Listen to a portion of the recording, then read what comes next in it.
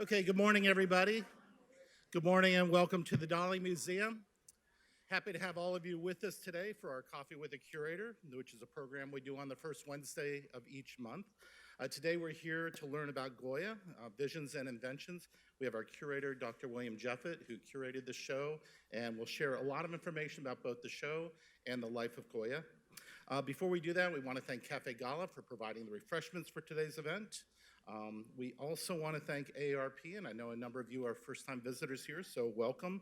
And also the City of St. Pete, who help us to do these conversations at the Dalí programs. Quick reminder, of course, please silence your cell phones. If you do have a cell phone, just make sure it's on vibrate or turned off so that speakers are not thrown off by this experience. And just to tell you some things that we have going on, I believe this is set up, although I can't confirm it. I think that if anybody wants to go to the gallery and see the Goya show afterwards, I believe we're going to try to set up something right in the back of the room so that we can get you wristbanded and get you checked in from here rather than having to go back to the membership desk. So hopefully, if you do want to go upstairs, then definitely after you see this, I think you'll want to go look at the works. We'll try to have it set up so you can wristband right here in the room. We do have opera this week, this Thursday evening, free opera, about 20 minutes. St. Pete Opera is providing the singer, so that's going to be here on the stairways in our main area.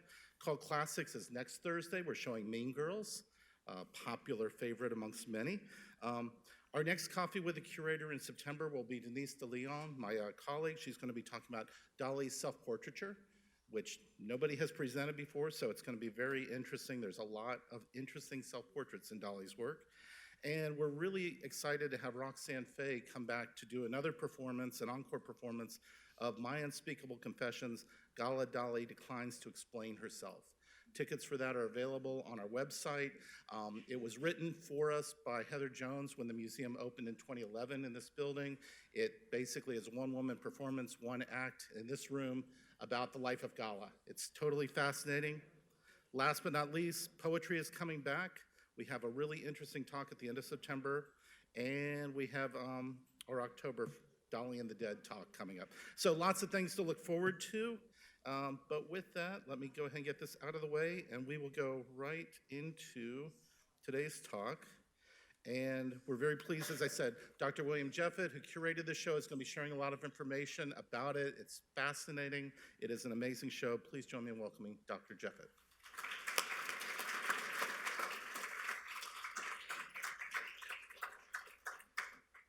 Thank you and welcome.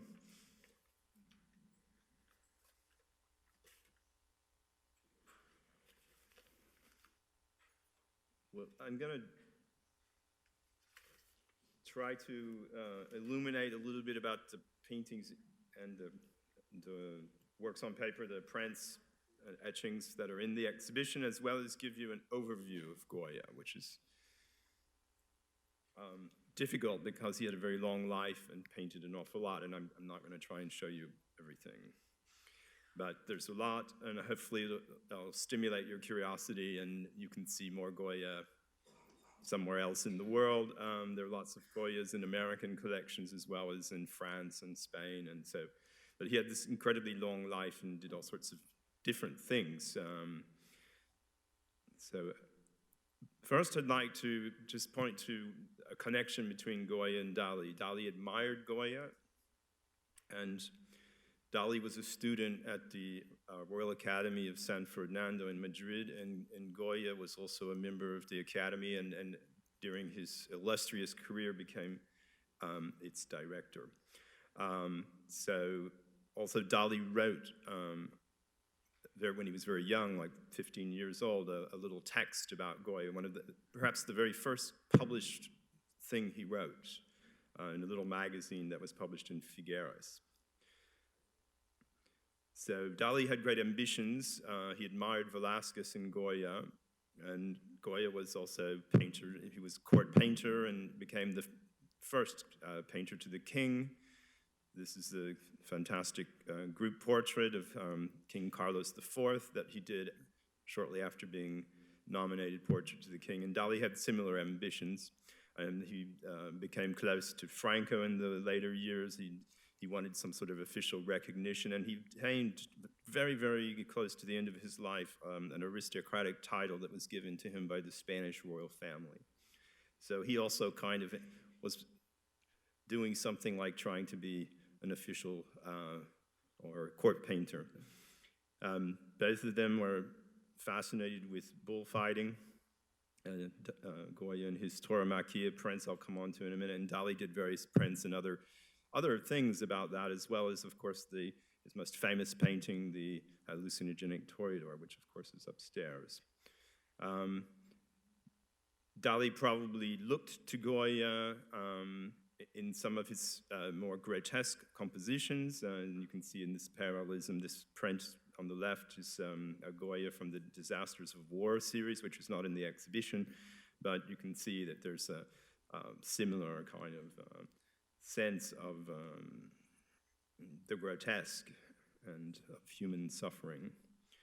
And then, of course, Dalí in 1973 did a suite of prints where he took Goya's caprichos, when the Goya caprichos are in the exhibition, and he sort of Dalíized them. And they were published towards the end of the 1970s by Berggruen in Paris, and they were exhibited in the Goya Museum in Castres and also in Paris. So they were quite visible when they came out, and they're quite funny also. I mean, and they're funny in a sort of way that he kind of understands the sort of black humor of Goya, and Goya's etchings often have textual subtitles, and Dalí modified them, so he kind of played around with language as well, and the relation of image and language. So in the exhibition, we have, at the moment, the Caprichos suite of prints, which is very large, 80, and we also have 3 extremely fine oil paintings. So one of them, and they cover different periods and aspects of Goya's career, because his career was so long, and he lived through many different sort of political regimes, Carlos III, Carlos IV, and then briefly Fernando VII, who didn't last more than 6 months. He was the son of Carlos IV. And then Napoleon invades France, and José I, who's Napoleon's brother, becomes king. I'll get onto all this in a minute. And then finally, Fernando VII is restored. So, but this all takes a long time. And in the intermediary phase, there are many tumultuous events like the French Revolution, plus the French occupation of Spain was 8 years and very sort of tough. So this is an early portrait of Francisco Sabatini. It's very neoclassical, and he's still relatively young. He's already sort of working in the court, but he's not yet become, so high up. There were always numerous court painters. But he navigated the court very well and rose to the very top. But Sabatini was an architect from Italy, and Carlos III, the king, brought him to do sort of public works and build bridges and aqueducts and buildings and so on. His most famous building was a hospital with the name of Carlos III, which now is the National Museum called Reina Sofia in Madrid. It's been decommissioned as a hospital, and now it's a museum. And Sabatini, when Goya started out, Goya was working, making designs for tapestries, and Sabatini was involved in sort of directing the work of the tapestry cartoons that Goya and other artists were working on.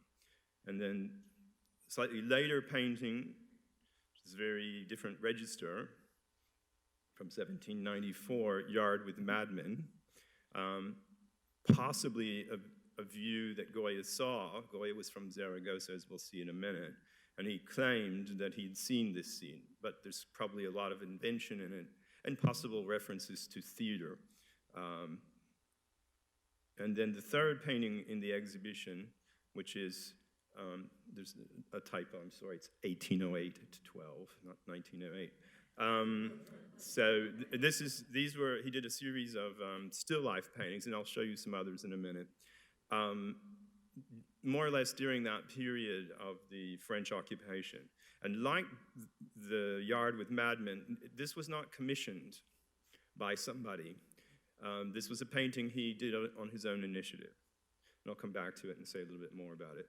And this was a part of a group of still lifes he painted and kept for himself. Possibly he decorated his own home with them, and it was done during those years when the French were there. So the suites of prints, we're doing something slightly unusual. We have the caprichos now, and in mid-September we're going to switch for another suite. This is partially because of the conservation requirements. These are first edition suites of prints. So it's 18th century paper, and they can only be exposed to so much light for so long. And also they're quite large, so the caprichos there are 80 of them, and large in number, and they take up quite a lot of wall space. And then towards mid-September, we'll switch out for the second suite that he printed during his lifetime, which was published in 1816. These suites took a couple of years to produce. They weren't all done in 1 year. Those are the years of the publications. And that one's 33 plates for the first edition. So we're very lucky to have those kind of first editions. And here are two images from the two suites, the Tauromaquia representing sort of a history of bullfighting, and the caprichos, which is caprice in English, it's a kind of very satirical commentary on social life and mores and hypocrisy, human vulnerability, etc. So I'll start with the caprichos, and there's an important distinction to be made here about them, which is they are very atypical of other artists that did social satire, of which there were quite a few in this period, like Hogarth a little bit before and overlapping with Goya's period, and a little bit later on in France, Daumier. And there are others. And caprice sometimes refers to an architectural fantasy with some artists, but Goya is sort of using it more as a social satire. And the way he does it, though, is not sort of with a kind of urgency to show something bad in order to propose the opposite. He sort of shows the iniquities of humanity, but he doesn't offer some kind of easy solution. And I'm just going to give you 2 or 3 little quotes by André Malraux, who was the French Minister of Culture in the years after the Second World War, and who wrote an important book on Goya as well as some other publications on Goya. The character in the painting of imagination is inseparable from a moral prediction. The characteristic is the villain. All caricature of manners must be based on virtue. Goya ignores or destroys this moral style because his accusation arises from areas that are singularly more obscure than those of the virtue he defends. And he goes on to say, the first caprices, their disguises, he's thinking about masquerade a little bit, their dungeons and their intrigues are neither reality nor quite dreams, but a Spanish comedy more complex than that of the tapestries, an imaginary theater which often preserves candlelight. He's thinking about the illumination in the theater. And then in the next chapter he says, there is caution in the word caprices, but not in the affirmation by Goya that he is a satirist. He believes it. Without doubt, his engravings completed, Goya suspects that his satire is aimed at the man, even true, not the social man, the creature. So he's sort of thinking about humanity in general, not some specific context. So this is the most famous one that falls in the middle of the suite. The sleep of reason produces monsters, which in Spanish is ambiguous, because one way of interpreting the title is the writer or the artist is there asleep, and all these dark creatures come from his imagination. And if reason is asleep like the artist is asleep, perhaps dark things happen. On the other hand, another interpretation is the idea, the dream of reason proposed by the Enlightenment, which was very influential at this time, and that these were ideas coming from France and England mainly, and a kind of dream of reason that's so kind of rigid can produce dark secondary unintended consequences, like the French Revolution, which produced a terror that slaughtered thousands of people, which of course shocked the Spanish. Even though the kings in Spain were of Bourbon origin, French origin, they did not have any sympathy whatsoever with what was going on in France. And there was even a brief military intervention in France. Here's one that points probably to the Inquisition, which was still functioning in Spain. Here's one which is pointing to the sort of silly obsession of the aristocracy to sort of be fascinated with genealogy. So here the donkey is reading the book of his ancestors. And there are plenty of very grotesque sort of images in it, and some to do with witchcraft, and then there are all these sort of little goblins that appear towards the end. This one on the right is called duendecitas, which is sort of goblins, and that's probably some sort of veiled criticism of the sort of corruption of the clergy.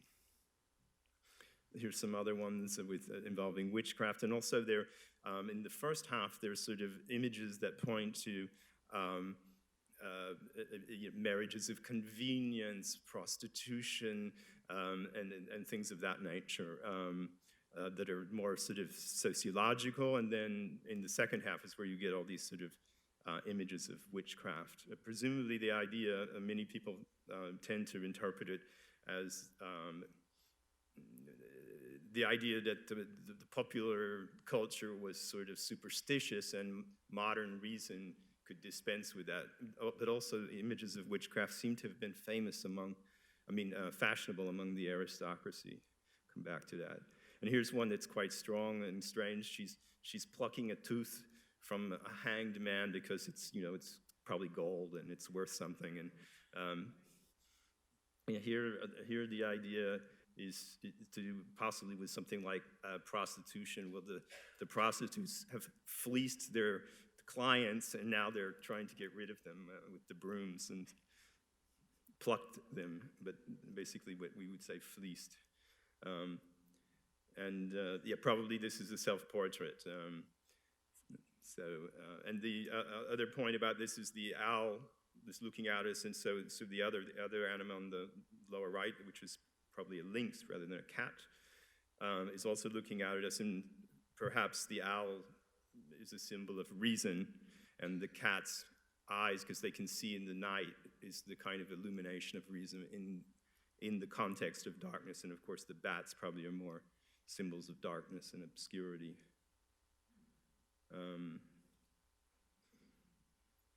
So this is a quote sort of summing up these ideas. Passion guided by reason inspired the finest deeds of the Spanish people, but abandoned by reason, faith, selfless devotion, loyalty, heroism.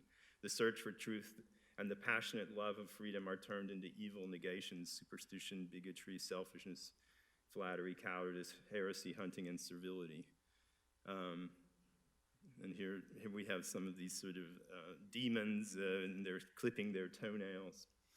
And according to Janice Tomlinson, who's a respected Goya scholar, these goblins are involved in vain activities.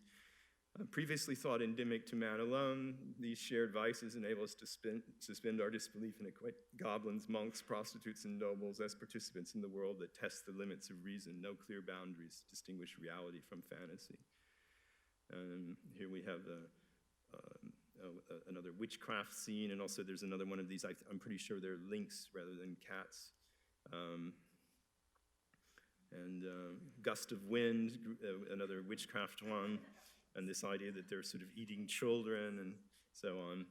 And then the Bullfighting Suite, I'm going to come back to this further along, but this is just a selection of images. They're hard to read, and I'll show you some better ones. Hang on a sec.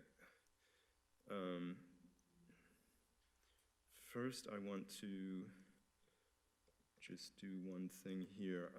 I want to give you an idea how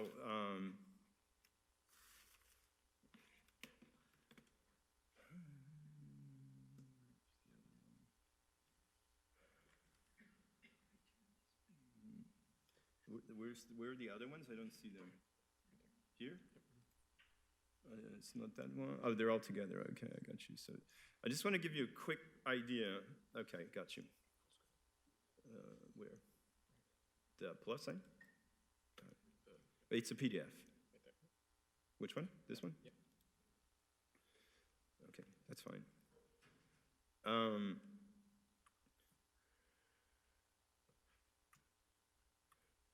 I just want to give you an idea there.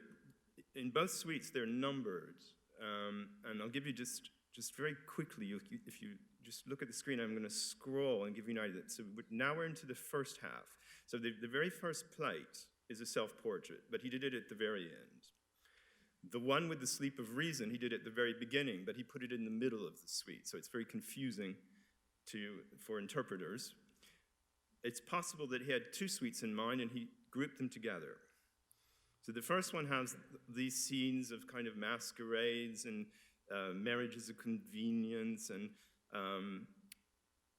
things of that nature. See here, the old women are presenting the young woman to a possible client. Or they're trying to marry her off or whatever, that kind of thing. And here it's... he's courting her in one way or another. She's being coy. And then, so there's quite a lot of this sort of thing in the first part. This is love and death.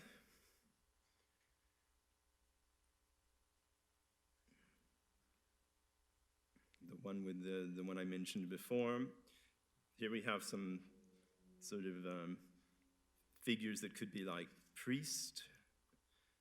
Another one who's looking, it's presumably a kind of very wealthy but ugly guy who's looking at the beautiful young girl, and they say, "What a sacrifice," in the little text. Here she says, beautiful counsel, so the old lady's explaining to the young girl what she's got to do. And this one, she's walking down the street and she won't acknowledge the beggar who's her mother. And here she's showing her legs to the old lady, and so on. And this one's burning. It looks like he's burning down his house.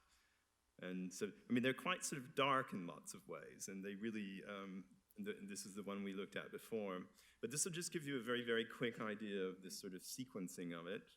And then you have one or two to do with the Inquisition.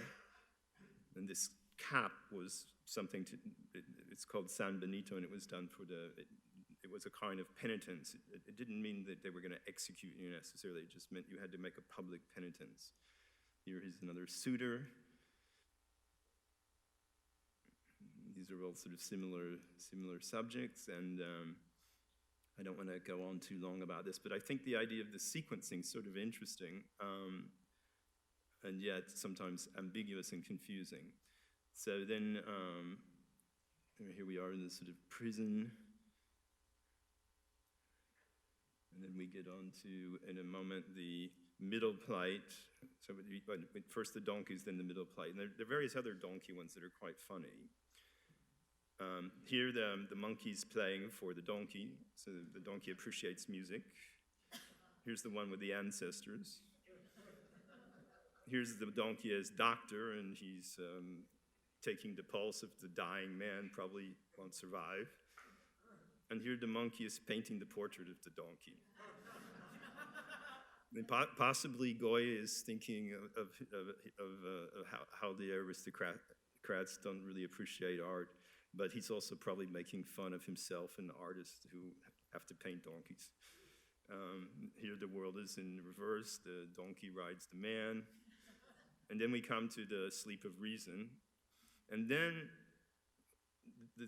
it starts to change, and we get more of these sort of bats and sort of witchcraft type of scenes.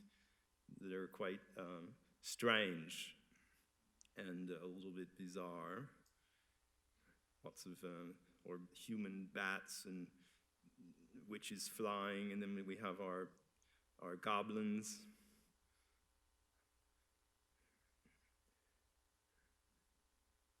And they're very, very inventive. Now, one of the things that Goya was really fascinated with and made a big point of, because this wasn't commissioned either, he chose to do this, and then he offered it for sale. And here everybody's praising the good looks of the old lady who's looking in the mirror, and she's very happy with her beautiful presence. So it's about sort of hypocrisy and vanity. And then we get on to these sort of very kind of witchcraft figure flying in the air, and so on. So they're pretty interesting. So he kind of denounced the idea of copy and proposed the idea of invention, and made a big point that while he made drawings to prepare these are not copies of paintings. These were made as a suite of etchings and put for sale on the open market with an advertisement in the Madrid newspaper. And he explains, there's a kind of 3 or 4 paragraph text in the newspaper where he kind of explains what he's trying to do. And it's a little bit long text, but it's very interesting, and there's one sort of revealing sentence in it I'll read to you. And then we come, at the end, we get these sort of debauched priests, or goblins who stand in for priests, probably. And then that's sort of it, more or less. So all of those are upstairs, and they're very detailed, and it's much easier to look at them in the flesh. So in his announcement on the 6th of February, 1799, in the Madrid newspaper, at the very end, after sort of 2 or 3 paragraphs, he says something quite interesting. Painting, like poetry, selects from among the universal that which it judges most appropriate for its purpose. It unites in a single imaginary being circumstances and characters which nature presents, distributed in many, and it is in this unity, skillfully conceived, that true imitation is achieved, by which the good artist acquires the title of inventor and not that of servile copyist. So this is an idea that seems very important to him. Now I need to go back to, let's see.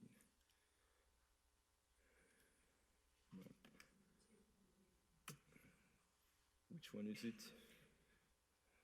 I need to go back to the PowerPoint.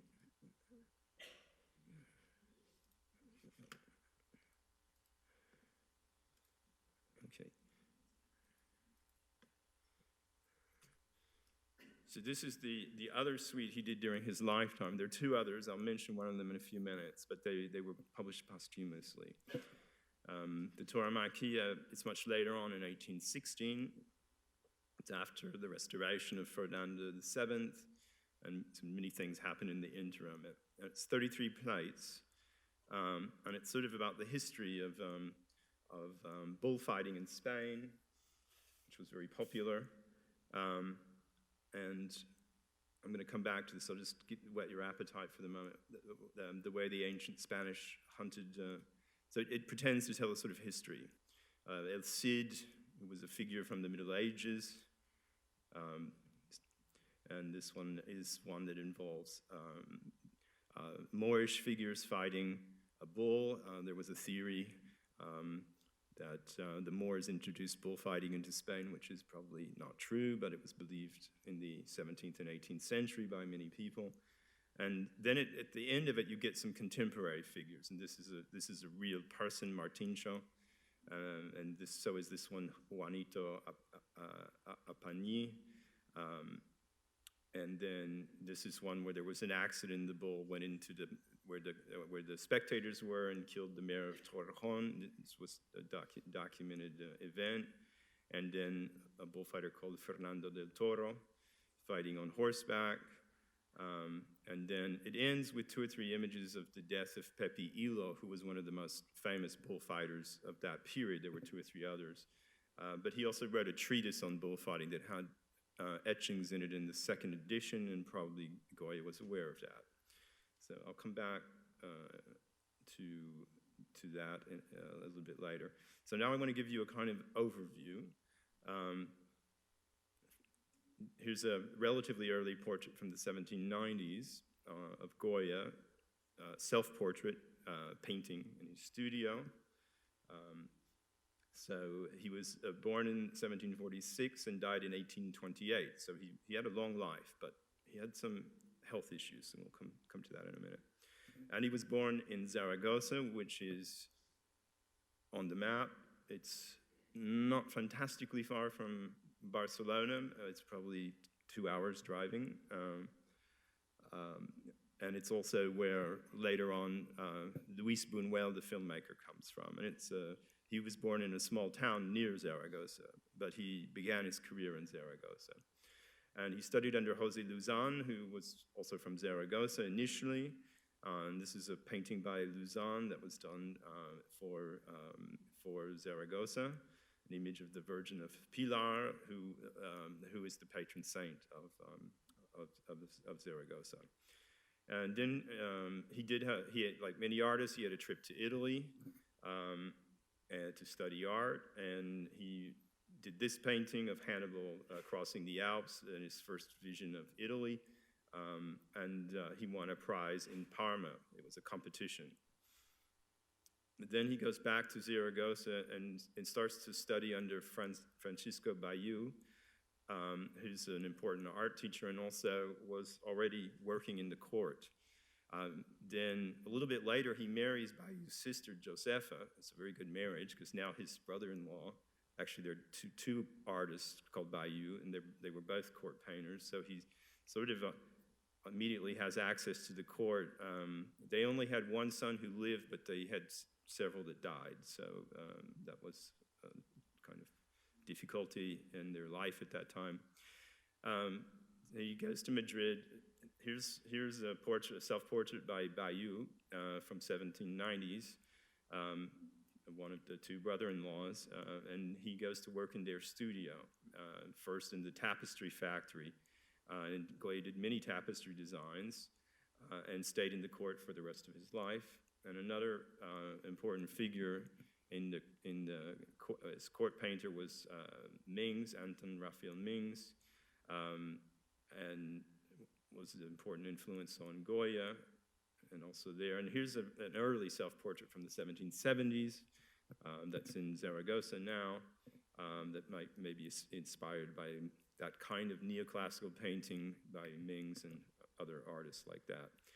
Just without going into detail, I just want to give you an idea of so the paintings, he did oil paintings for the tapestries, and later they made tapestries following the exact design, and the paintings still exist. They're all in the Prado Museum in Madrid, and I'll just show you 2 or 3 of them. And they're very much in this kind of more 18th century style. And they represent scenes often of popular culture. This one's a boar hunt, 1775. The parasol on the left, so it's a couple going out, in the countryside to enjoy it. And they're dressed in a kind of popular style, even in this period, but also later in the early 19th century.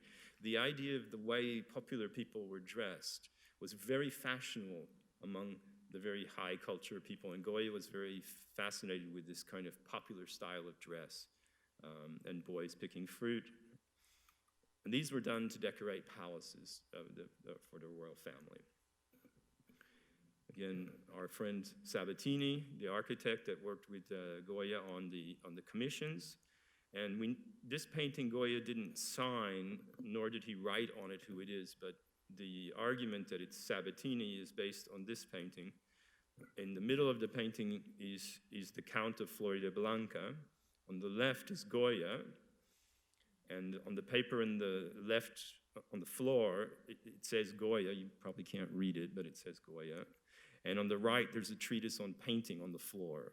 And behind Florida Blanca is an architect or engineer with plans for some sort of new building project or a bridge or an aqueduct or something like that. And that's the same person as that. So probably it's Sabatini. And the painting on the wall behind them is King Carlos III. So painting and architecture are at the service of this supposedly enlightened monarch. One of Goya's many friends was Jovellanos, who was an important intellectual. And here's an early portrait on the left by Goya. And on the right, a little bit later portrait, briefly under Carlos IV, Jovellanos and various other of these sort of progressive intellectuals were in government. And so he was minister at the time the second portrait was painted, which is in the Prado. And that didn't last very long, and they were kind of tossed out. And then Godoy became minister, prime minister. I will come on to him in a minute, and who was a little bit more, we're still with the same king, but a bit more authoritarian figure. It's had partially to do with the tension with the French. I won't dwell too much on history because it keeps changing every 5 minutes. But another thing he did early on were these copies of paintings by Velázquez that he did in etching. These are the sort of early etchings he did. Here are two of them of the Princessa, Margarita, Princess Margarita, and Prince Balthazar, Carlos Balthazar, equestrian as a child. And he did one etching copying the famous painting, which is another group painting of the royal family by Velázquez, Las Meninas. But as we've seen, he wanted to move on to this idea of using printmaking as invention rather than as copy. He did, of course, many public commissions for churches and things like that. And here's one in Zaragoza, an early one. He did others, but I won't dwell on that at great length. Then, of course, he did many court portraits. And I'm just going to give you a little bit. Here's Carlos III on the left and Carlos IV on the right, just to give you an idea of what some of these people look like that I'm mentioning. And so Goya navigated all these different monarchs and survived without being, chucked out or killed or whatever. So he's first appointed to the king in 1786 under Carlos III. That is, he's a kind of court painter. And then right after Charles IV is appointed, he's made the principal sort of court painter. And here's just a little sampling. Here's a portrait of an aristocrat, another figure. This painting's in the Metropolitan. It's very, very, very beautiful. If you're in New York, it's worth seeing. And then he had great sort of challenges in his life on a personal level. So he was doing quite well by the beginning of the 1790s, and he starts to have a kind of strange illness in 1792. And eventually, when he recovers, he's deaf for the rest of his life. So he had started out with a problem in his stomach, and he asked permission to go down to Seville. And he visited a friend of his called Martinez, who was a businessman and whose portrait he painted. That's, I think, also in the Metropolitan. I don't have it here. But his illness, something else happened and it got worse. And he went to recover in the house of another friend in Cadiz. So this is way down in Andalusia. And so he had to stay several months down there before he was able to return to Madrid. And shortly after returning to Madrid, now we're already into 1793, he did a series on his own initiative of about 10 or 8 or 10 paintings, little paintings on copper, on some tin plates, on sort of metal. Some of them, there are several of them that are bullfighting scenes. Here's one on the left, and there's several that are sort of like genre scenes, like this one with sort of actors walking, in sort of mobile actors.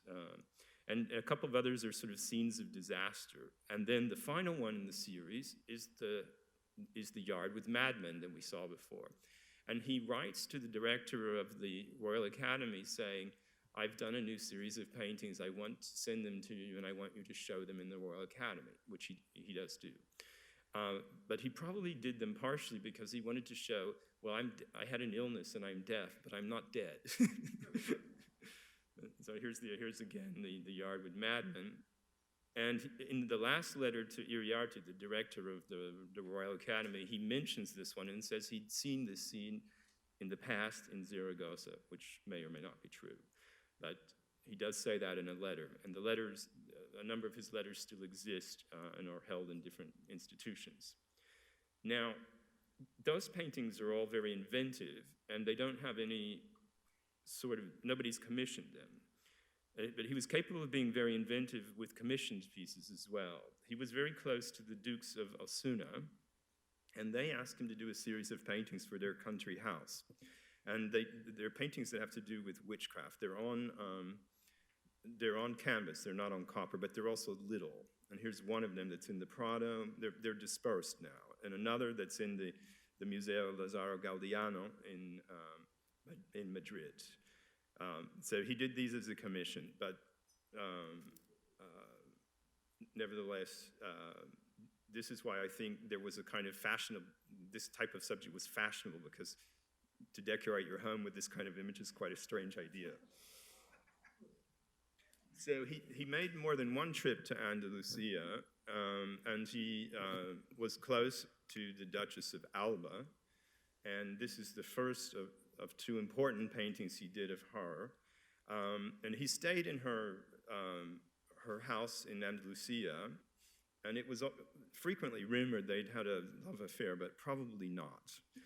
But he was probably really fascinated with her. And in the sand, it's probably not very visible. It says solo Goya, only Goya, as if she's pointing to this thing in the sand that's a kind of complicity between the two of them. Then a few years later, 3 years later or whatever, 2 years later, her husband dies, and he does another portrait of her, which is in New York in the Hispanic Society, and she's wearing black because she's in mourning. They were important collectors of art. Now, for a long time, people thought that these two famous portraits of a figure called a maja, which is this kind of idea of this popular figure that, like I mentioned before, majo, clothed and nude, were commissioned by Godoy, Manuel Godoy, who was at one point prime minister. And it's also rumored that the Duchess of Alba had an affair with him. Again, I'm not 100% sure. But now the thinking is that this figure is not the Duchess of Alba, because this is now a number of years later than that, apart from the fact the faces are a little bit different and the proportion of the body is different. Something like 20 years has passed, and this is like a 20-year-old woman, and this is like a 37-year-old woman. So most scholars believe that this is Godoy's mistress. And Godoy was forced by the king and queen to marry an aristocrat that he wasn't especially in love with, but he also had a girlfriend. And he had an art collection, and he commissioned Goya to make these two paintings, and they stayed in his home mainly. They weren't shown in public until much later on. Here's the nude, and here's the clothed figure. Now, the Duchess of Alba bought a painting by Velázquez called The Toilet of Venus. It has various variant titles, which is more allegorical, but it's an example, one of the few examples, if not the only one, that Velázquez did of a female nude. And of course, other models that Goya would have appreciated would include the paintings by Titian of sort of mythological female nudes that that he could have seen on his trips to Italy, or even there's some in the royal collections, and there probably were some already by this time. This is Godoy, who, in his role as military, as Prince of Peace, because during his brief foray into France, he was champion, but he later fell out of favor, as did many people. And Goya was close to him, and so he had this sort of art collection. So after the Duchess of Alba had this painting, it goes to his collection. So the connection between this painting and these two paintings is quite relevant, because they were hung together in Godoy's collection. So capriccios, public satire, foibles of civilization, deceit, ignorance, self-interest, etc. Royal portraits. This is one of the first, most famous paintings that Goya did. It's the group portrait of the royal family right after he's nominated as first painter to the king. For a long time, it was thought that it was a sort of satire of the royal family. But he wrote a letter to his close friend Martin Sabatini, who was from Zaragoza as well, and he was really enthusiastic about his nomination as first painter to the king, and the royal family was enthused about his work, and he was really happy with this commission. So I think this idea that this is a satire of the royal family is probably an invention of the mid-19th century. Here's some details. Then the still lifes, I mentioned the one, they're all sort of dead animals or pieces of meat or fish. This is the one in the exhibition. This is one that's in the Louvre in Paris, with pieces of meat, which of course later on Picasso and Soutine and other artists were influenced on. Here's one with fish that's in Houston in the Museum of Fine Arts. And the curious thing about them is the way the eyes kind of look out at us. It's kind of interesting that, and they're very stark. We don't see what's in the background. It's just there. So the Peninsular War is one of the names. The other name is the War of Independence, to do with the French arrival in Spain. The French, when Napoleon comes and sends his armies to Spain, one of the consequences is they abolish the Spanish Inquisition. There had, by the way, been an Inquisition in France as well in the past.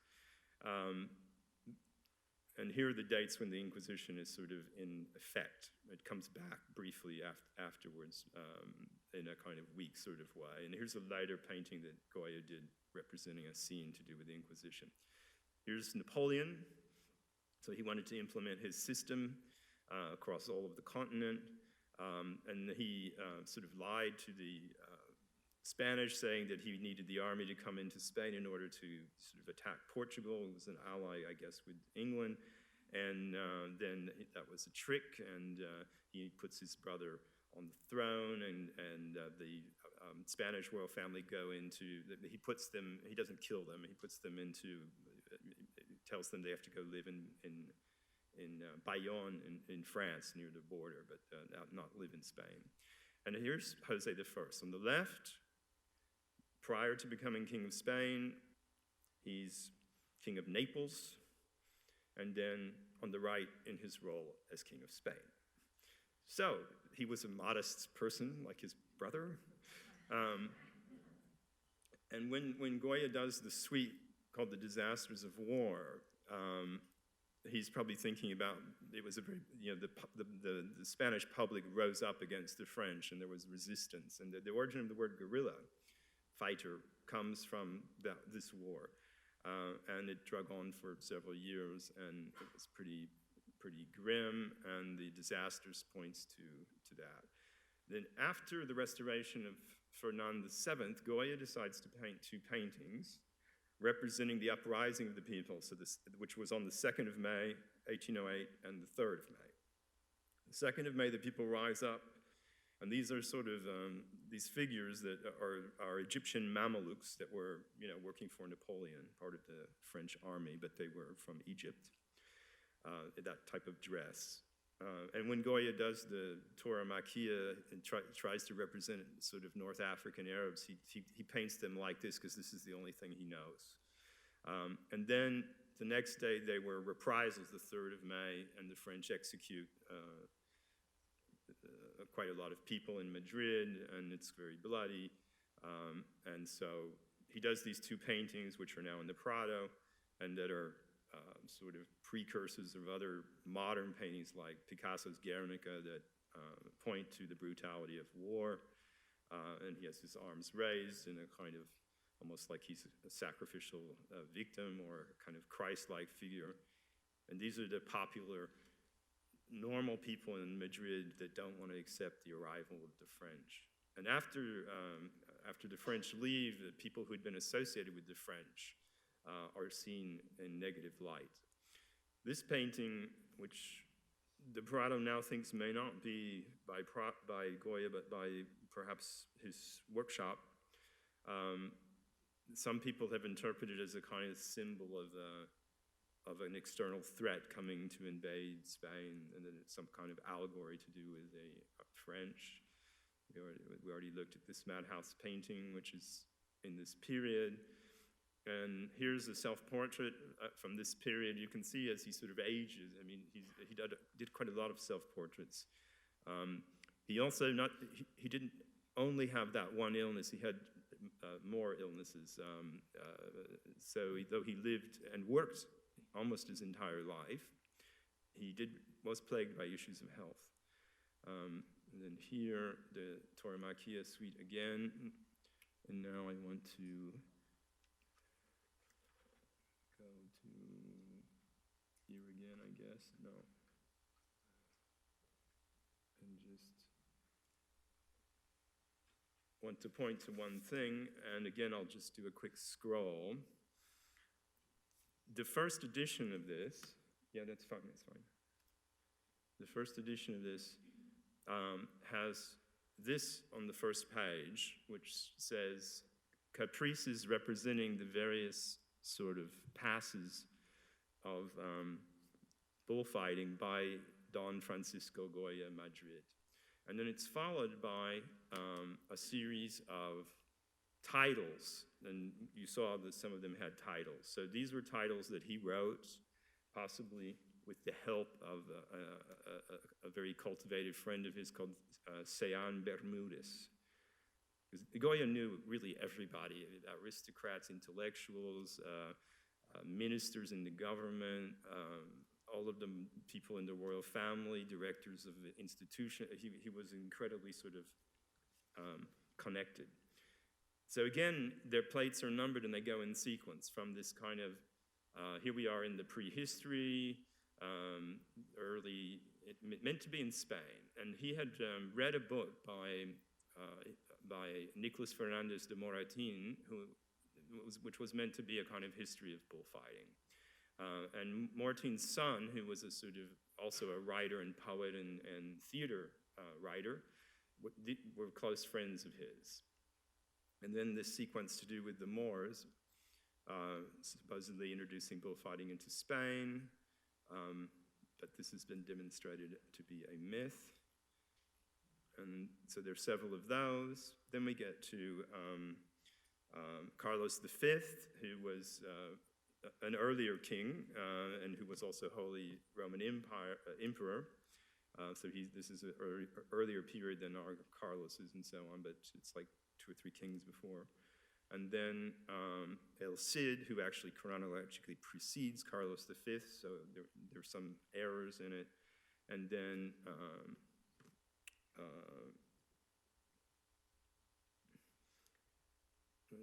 we get on to, this is a Spanish gentleman fighting on horseback. And in the Middle Ages, there were, it was more of a kind of hunting thing. It doesn't become a kind of public sport. It's not really a sport, it's not the right word. Spectacle is probably the right word, but it doesn't become something that's public, that takes place in urban context with plazas built until until really the tail end of, until the 18th century, late 17th century, and really in the 18th century is when they began to build these arenas. And now we come on to the contemporary people. This is the student Falcus. This one is Martincho. And they start to represent some things which exist in the contemporary current bullfighting situation, but also represent a number of things that no longer are in use, like this. Or this kind of comic thing where he's got his feet manacled and he's sitting on a chair.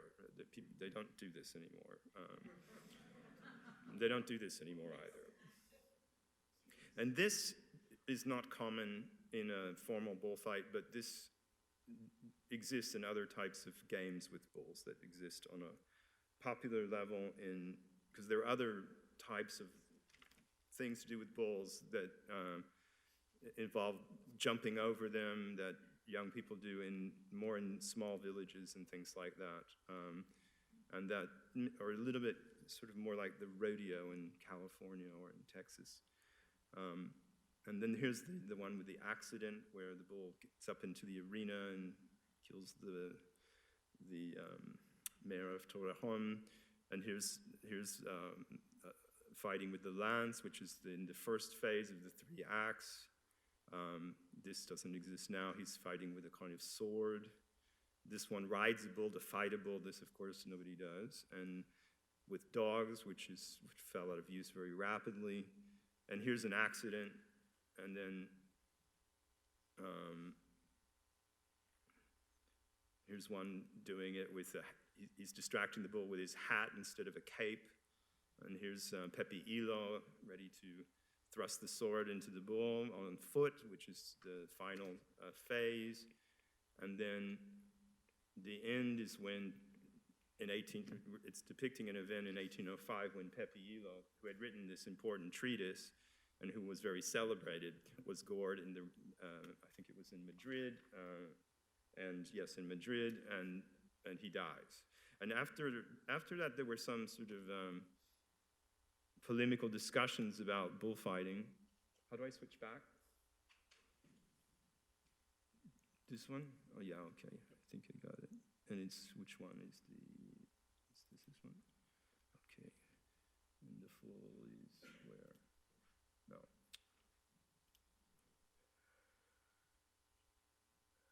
How do you go full?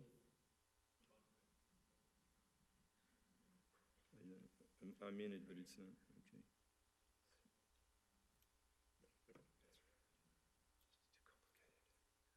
Next time I'm going to do it with the other one.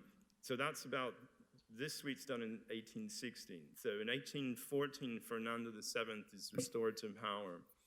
And things French are no longer in fashion because the French are blamed for the invasion. And all these intellectuals that had been close to Goya, who had been very sort of pro-French, not necessarily pro the invasion, but they were pro-French, have problems. And some of them leave and go live in France.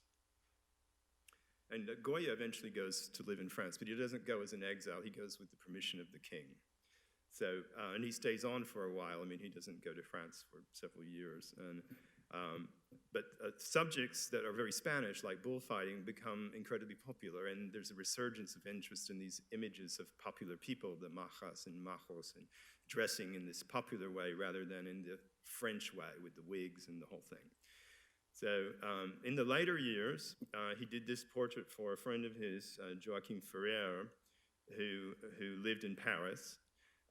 And this is so he comes back to this bullfighting thing in later years. And also after he moves to Bordeaux in 1825, he did 4 lithographs. I'll show you just 2, notionally called The Bulls of Bordeaux, representing scenes from bullfighting. He's probably doing this from memory by this stage.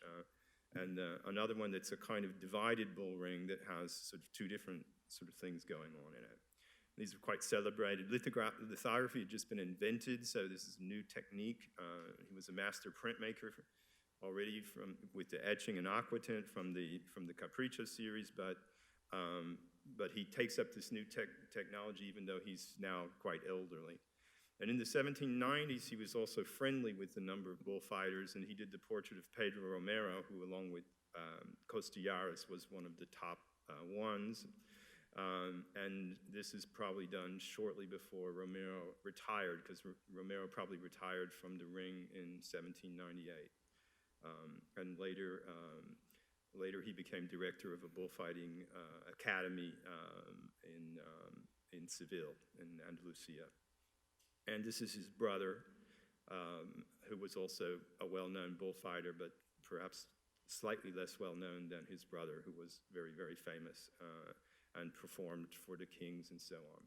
So even though Carlos III and IV at various times tried to prohibit bullfighting, they would license it periodically because the bullfights were staged in order to raise money for hospitals. And so, like in Zaragoza, they built the bull ring in order to raise money for the hospital, and then they built the hospital. And Pignatelli, who was a friend of Goya's, was charged with building the hospital. So there's a brief period where he's still in Madrid, but he goes off and lives in this little villa, and he paints these very bizarre paintings on the wall, which are called the black paintings. And these they weren't shown to anybody. They're just there. They were painted on the walls, and later they took them off the walls and put them in the Prado. And they're also sort of a little bit sort of dark, like the Caprichos, like this witch's Sabbath scene. And the house was called the House of the Deaf Man or whatever. And Saturn devouring his child, and the dog who seems to be sinking into quicksand. And then, of course, I mentioned that he has another really serious illness around 1819, and Dr. Arrieta saved his life. And here's a self-portrait representing the doctor and himself when he's ill. And there was a third illness later on, too, so he didn't have an easy life. But he was a survivor. Then he finally goes to Bordeaux in the last 4 years of his life.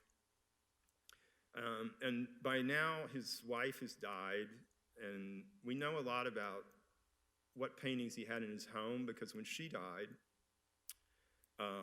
there was a kind of inventory of the house, and the contents of the house he wanted to give to his son, Javier. And also with the Caprichos, he'd sold a number of sets, including to the Dukes of Osuna. But shortly after putting it on the market, he pulled it from the market. He may have been worried that it was too hot. And several years later, he sold all of the remaining copies and the plates to the king in exchange for a sort of annuity for his son. So he was able to assure that his son would have an income. And of course, he had his own income as painter for the king. And when he goes to France, he makes sure that he has permission to go. He goes on 2 or 3 trips, and then the final one he stays. And the final one, he makes sure that he can take his pension with him.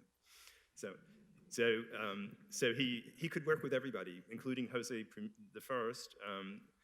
And he did have to sort of make some declarations about how he wasn't really a collaborator with the French, but he did sign an oath of allegiance to José I. So he worked with everybody, even though they had very different politics. So after his wife dies, there's a sort of companion that had been part of the household, and she sort of becomes his partner, and she and her daughter stay with him and take care of him in Bordeaux. And this is one painting he did in Bordeaux. It's in the Prado. That's a very appreciated painting. And then he writes in 1825 to his friend Ferrer, the guy he painted the bull painting that's in the Getty, that he had given to that guy in Paris. And he's talking in the letter about the bullfighting lithographs, but at the end of the letter he says, "And if we are to die, may we be buried." So he's already thinking of his mortality. And he says, in Spanish, it's a little more poetic. It says, "Y si nos morimos, que nos entierren." And here's a portrait of Goya in 1826, 2 years before he died. and by Vicente Lopez Portaña, who was already, who was a sort of next generation, but was already working in the court, and after Goya dies, becomes the principal court painter. It's a striking, beautiful portrait of somebody you can see has lived a very long life. And with that, I will end, and if anybody has a question, I will attempt to answer them.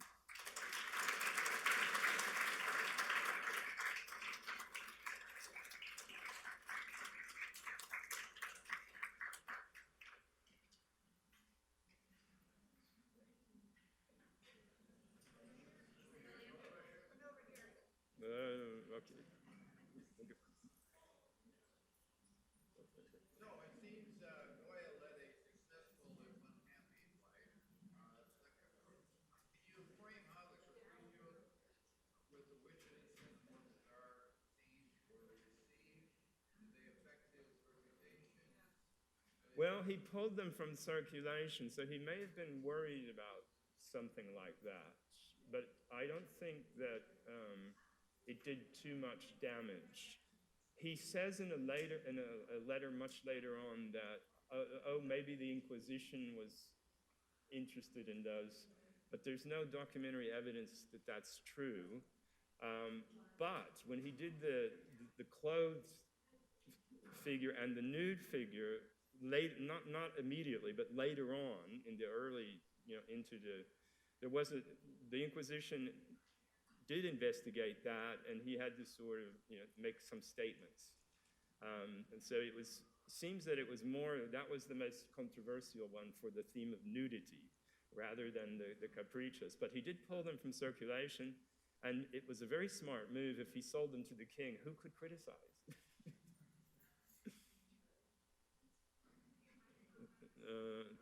I think there was another, yeah?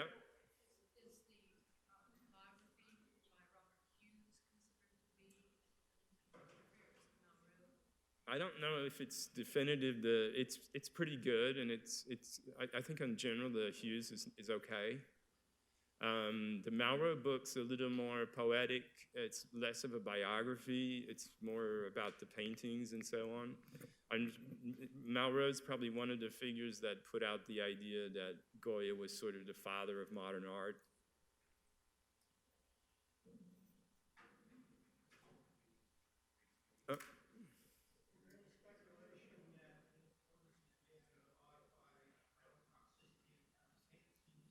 I don't think so, but I'm not sure they know for sure what it was. So I think there's some ambiguity there.